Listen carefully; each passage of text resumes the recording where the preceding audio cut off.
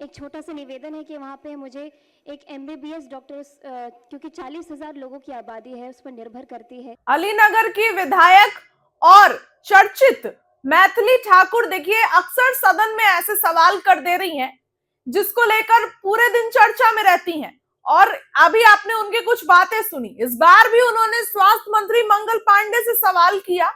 उन्होंने कहा कि मैं उनके उत्तर से संतुष्ट हूं, लेकिन उन्होंने अपने क्षेत्र में चिकित्सकों की नियुक्ति की आवश्यकता पर जोर देते हुए कहा, सरकार से आवेदन किया कि वहां की जनसंख्या को ध्यान में रखते हुए कम से कम एक एमबीबीएस डॉक्टर की तैनाती की जाए। उन्होंने ये भी कहा कि घनश्यामपुर सामुदायिक स्वास्थ्य केंद्र में कई पद रिक्त हैं और उन रिक्तियों को भरना बेहद जरूरी है ताकि स्थानीय लोगों को बेहतर चिकित्सा सुविधा मिल सके। अब इस पर जवाब देते हुए मंत्री ने क्या कहा, स्वास्थ्य मंत्री से सवाल किए हैं इस बार भी, लेकिन यहां पर बात खत्म नहीं होती है। इस पूरे मामले पर बीच में आते हैं जीवेश मिश्रा, जो कि जाले से विधायक है, पूर्व मंत्री हैं। वो भी मैथिली ठाकुर के साइड हो जाते हैं और बेचारे मंगल पांडे अकेले फंसते हैं। सदन के अंदर क्या कुछ होता है मैथिली ठाकुर के सवाल पर, सदन में क्या बोलते हैं स्वास्थ्य मंत्री, ये वीडियो देखिए अपनी स्क्रीन पर। सकारात्मक उत्तर दिए गए हैं, मैं उससे पूर्णतः संतुष्ट हूँ। एक छोटा सा निवेदन है कि वहाँ पे मुझे एक एमबीबीएस डॉक्टर, क्योंकि 40,000 लोगों की आबादी है, उस पर निर्भर करती है। और दूसरा एक घनश्यामपुर सामुदायिक स्वास्थ्य केंद्र है, जिसके लिए मैंने प्रश्न भी डाला हुआ है कि वहाँ पे जितने भी रिक्त स्थान है उसको ध्यान में रखते हुए डॉक्टरों की नियुक्ति की जाए। ये मेरी एक छोटी सी रिक्वेस्ट है। महोदय, माननीय सदस्य को मैं बताना चाहता हूं कि जो स्वास्थ्य उपकेंद्र होता है वहां पे चिकित्सक की पदस्थापना का प्रावधान नहीं होता है, वहां नर्सेज के द्वारा ही सुविधाएं दी जाती हैं। और वहीं पे कोर्थू पंचायत में ही अतिरिक्त प्राथमिक स्वास्थ्य केंद्र कोर्थू भी स्वीकृत है महोदय।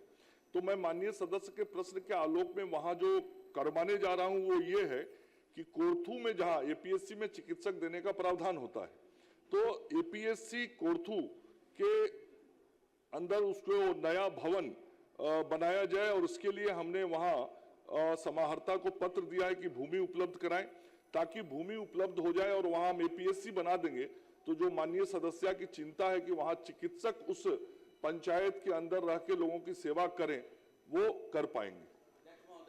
श्री नीतीश कुमार, मैं माननीय मंत्री जी से आग्रह करूंगा, मेरा कोई पूरक नहीं, सवाल नहीं है, उप केंद्र में किस किस लेवल के डॉक्टर रहेंगे, पीएससी में कौन रहेगा, से हम लोग भी इस समस्या को झेलते हैं कि सरकार ने बहुत काम किया है, हर पंचायत तक स्वास्थ्य उपकेंद्र पहुंच गया है, तो लोग वहां एमबीबीएस डॉक्टर चाहते हैं कि डॉक्टर नहीं, और हम लोगों को भी घेर कर इसकी शिकायत करते रहते हैं। तो एक जरा किसके लिए क्या मानव बल या डॉक्टर माने बनाया गया है कि इस लेवल के अस्पताल में एमबीबीएस रहेंगे, इस लेवल में नर्स संभालेगी, इस प्रकार का विभाग में अगर कोई अधिसूचना जारी हुआ है या कोई लिस्ट है तो सभी माननीय विधायक को उपलब्ध करा दिया जाए ताकि हम लोग भी उस बात को रख सकें। उपलब्ध करा दीजिए। नहीं, बहुत अच्छा विषय लाया है जीवेश जी ने।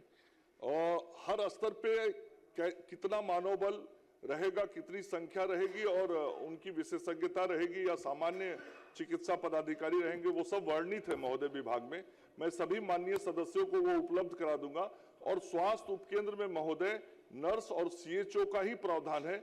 उसके ऊपर जो अतिरिक्त प्राथमिक स्वास्थ्य केंद्र होता है वहां से चिकित्सकों के द्वारा सेवा देने की व्यवस्था प्रारंभ की जाती है और उससे आगे जितना प्राथमिक स्वास्थ्य केंद्र, सामुदायिक स्वास्थ्य केंद्र, रेफरल हॉस्पिटल, अनुमंडल अस्पताल, जिला अस्पताल, तो जो अस्पताल का ग्रेड जैसे ऊपर होता है वहां वैसे ही चिकित्सकों की भी संख्या बढ़ती है और विशेषज्ञ चिकित्सकों की भी बढ़ती है।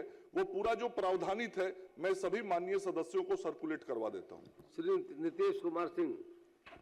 माननीय अध्यक्ष महोदय, उत्तर मिला है, उत्तर से आशावादी हूं, बट मैं एक रिक्वेस्ट है सर से, हमारे कस्बा विधानसभा में नॉर्मल डिलीवरी के लिए तीनों प्रखंडों से करीब 12,000 केस आए लास्ट ईयर, जिसमें से 10% जो कॉम्प्लिकेशंस हुए एक्सेस ब्लीडिंग के लिए रेफर किया गया। अब जलालगढ़ और श्रीनगर प्रखंड से जब रेफर किया जाता है और सदर अस्पताल पहुंचने में 1 से 2 घंटे मिनिमम टाइम चला जाता है, क्योंकि ट्रैफिक भी है, डिस्टेंस भी है। ऐसे सिचुएशंस में जो पेशेंट्स के लिए वो गोल्डन आवर होता है, वहाँ रेफर करने के बाद फिर बाद में उसको हायर रेफर के लिए भेज दिया जाता है। तो 90%